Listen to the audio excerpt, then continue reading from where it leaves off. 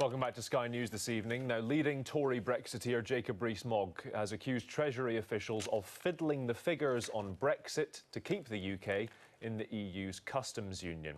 It's after claims that the Treasury had deliberately created an economic model that made all other options look bad. That's something the Treasury denies. With these forecasts, it all depends on the information you put in the first place, and they put in assumptions that lead to their conclusions. So they are determined by the measures they put in, and those measures, I think, are fundamentally wrong. But you need to remember that George Osborne thought that the Treasury used to fiddle the figures, and that's why he set up the Office for Budget Responsibility, because he felt that the Treasury, under Gordon Brown's chancellorship and prime ministership, just invented the forecasts to meet the political needs of their political masters. And I'm afraid I think the same thing is happening again. Let's go to East Tilbury in Essex to speak to Dave Penman, General Secretary of the FDA. That's the union which represents civil service leaders. Dave, thanks for your time. So Mr Rees-Mogg there basically claiming that conclusions that your civil servants reach are determined by measures that are fundamentally wrong. What do you think? Well, the problem with Jacob Rees-Mogg is he's incapable of understanding how the civil service works. Because he has no sense of public service, he can't understand that civil servants can put aside their political beliefs to act in the public interest and provide the best advice to ministers. He's incapable of that, and he can't conceptualise how anyone else is capable of it, and that's the problem. And basically, he's got to put up or shut up. If he's going to make these sorts of accusations against the civil service, he's got to produce some evidence. And it's about time the Prime Minister and ministers in the Cabinet come out and defended the civil service.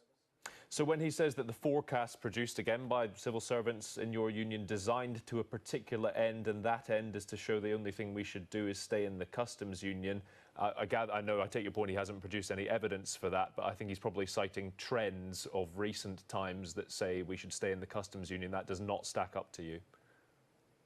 No, it doesn't stack up. And ultimately, the Treasury are there to advise ministers. Ministers ultimately make a decision. And what Jacob Rees-Mogg doesn't like is what those conclusions are, what that evidence has shown. And he's reckless enough to try and attack and undermine the civil service simply because it doesn't give the message that he wants. And that has been beneath him as a parliamentarian. We saw him during the week refusing to apologise, despite him peddling a myth that was proven to be untrue. And so he's undermining his own position. But what I really need, and what I think civil servants want, is for the government to come out and defend the civil service. They can't allow these sorts of accusations to go unchallenged. You know, Steve Baker, who's been embroiled in this row and originally seemed to agree with Mr Rees-Mogg but then clarified his remarks, said on Twitter, "I have the highest regard for our hard-working civil servants." That's the government coming out and backing you. What more could someone like that do? So Steve Baker on Tuesday said that no matter what Treasury officials produced as an analysis, he would never believe it.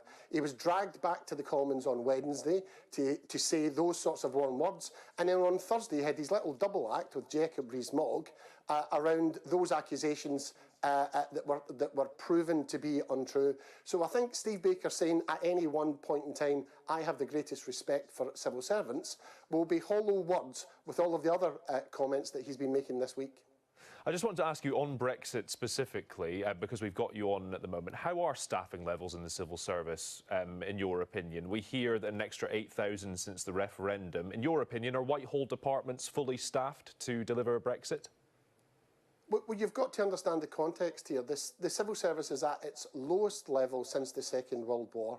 It has lost over 100,000 staff in 10 years, and whilst there has been some increase in staffing around the demands of Brexit, they've been expected to deliver the government's agenda as well as deliver Brexit. So it's against a backdrop of significant reductions that government departments have still got to deliver for this. So you don't think there are enough civil servants working in you don't think there are enough civil servants working in Whitehall to deliver Brexit and a competent agenda?